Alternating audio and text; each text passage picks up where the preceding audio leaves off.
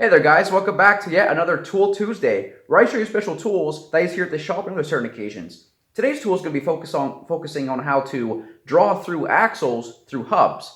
You know, the splines. Typically the axle will slip right on through, you put the nut on and it's a done job. But sometimes you come across a car with tight tolerances and the axle needs help to be pulled through. This tool is specially designed for European cars, BMW, Volkswagen, Audis, because they have tight tolerance axles. Not so much on E46 BMWs. Sometimes 330s need help.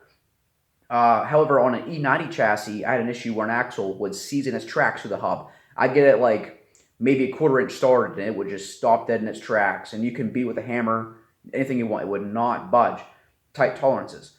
So this tool is designed to help grab the axle and pull it through without damaging anything. It works flawlessly.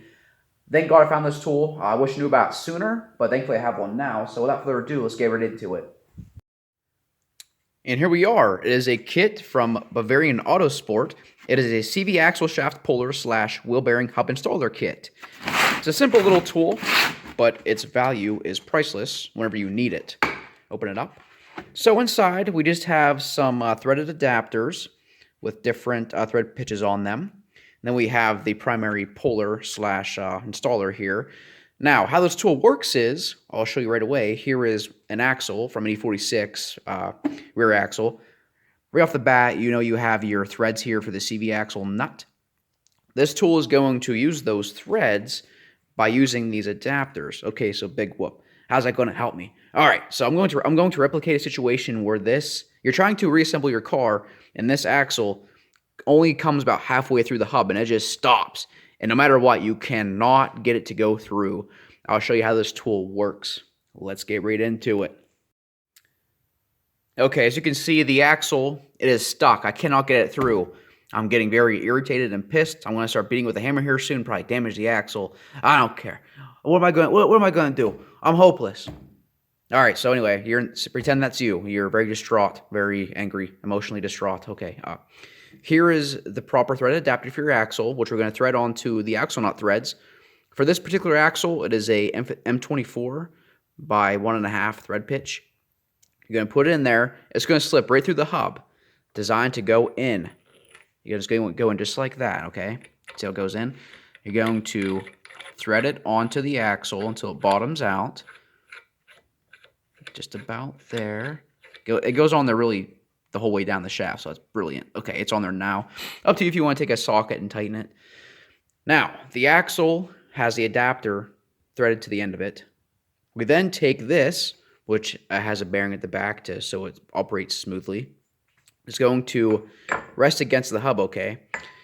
You also need this threaded shaft here, which is actually going to pull the axle through. It's going to grab that adapter that you just put on the axle. See that? How it threaded in? You're going to stage this up by putting it in. You're going to adjust this nut here, stick it in there, take your assembly, get that piece to go in there. You're going to thread this on. So it goes in your nut. It's still going. I like how many threads they give you. Make sure it's on there good, so you're not potentially stripping the tool or the axle or anything. There, it's bottom out inside. You're going to then take this, put it against the hub, going to bring up this nut forward the whole way until it rests inside of its bearing. It's tapered to actually grab the bearing, so you'll know when it's in. There. Okay, now the tool is set up. It is now ready to draw the axle through the hub. I'm going to put my phone down so I can use both my hands and use my tools here. Now, ideally, you want the appropriate size wrench for this, but at the moment, I don't have the right size wrench at the shop. I must have it somewhere else. So just pretend this is a pair of pretend this is a pair of, or a wrench, if you will, onto there. You also need a second wrench to grab the backside to actually help you draw it through, because you need to hold this one still. You're going to be spinning this inner threaded rod here to draw it out. So let me go ahead and put my phone down. You guys can watch me draw out this axle. Okay, so your tool's ready to go. You're going to grab your wrench here. Going to go ahead and make sure it's on there. That's a pretty tight fitting wrench. Okay. Then you're going to grab your other wrench to back this. Now, correction, you actually want to spin this jam nut because, once again, it has the bearing in here to work on. So you're just going to hold this so it's steady, and you're just going to spin the jam nut. Let me think here. You're going to spin it. You're going to spin it down so it tightens. So clockwise while you're holding this wrench still. And as you'll watch the threads here, you'll see them beginning to enlarge or lengthen in length, obviously, because I'm drawing the axle through the hub right now. So right now the axle is coming right through. You're just going to keep going until it bottoms out into the hub, and you'll know it's a very nice, confident, freaking brisk stop. It's just like hitting a brick wall. That means the axle the whole way through saying hi to you until it stops. And within due time, your axle will be installed. Hallelujah. Oh, there's a brick wall I was telling you about. There it is. Okay. Now, don't get too complacent just yet. Don't take your wrench off. Keep it on there. So you have to loosen your jam nut now. So now that the axle the whole way through the hub and has hit the tool, go ahead and loosen the jam nut just like that. Remove your appropriate tools here. Jam nut is loose. Now you can loosen this with your hand and remove it like that. And now, as you can see, oh wow, there's our special little nut here.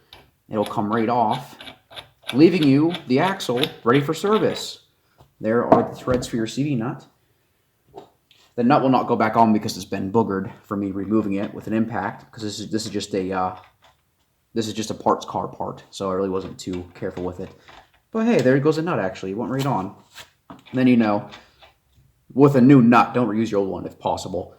Put it on there, torque it to spec, and then, you know, do your little indents so it can't back off.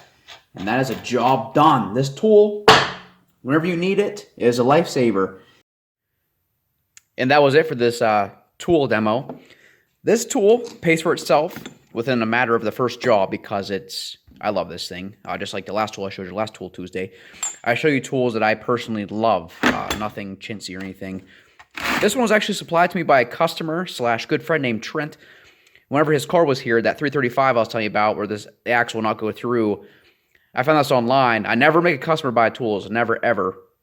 He was a good friend and offered, so I let him buy it. He got it off ECS Tuning. I'll put a link in the description for it. But yeah, it will fit whatever size this axle is. Holy freaking cow, that's a big boy.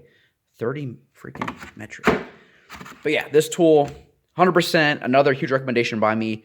If you work on BMWs a lot, or other models like other European cars, this belongs in your arsenal, 100%. Link in the description, once again, for this bad boy right here. Get you one, because you will love it. And if you guys remember from the last Tool Tuesday, I showed you the rear trailing arm bushing installer and removal tool. Well, I actually have footage of me using it for my next video, which I'm going to be showing you my subframe preparation before it goes back in the car. I did some cleaning. I'm not going to get too close to it now. I'll show you later, but I cleaned it up some and stuff like that, because I have to reinforce my rear subframe, obviously, which I'm going to spin you around. The rear subframe is a huge discussion for this car. The mounting points, the weak metal in the chassis, huge discussion piece. And me having a failure from this car, I had a pretty bad failure. We're going to fix it properly, and we're going to follow some steps used by British Motorsport. I think they're in England or UK.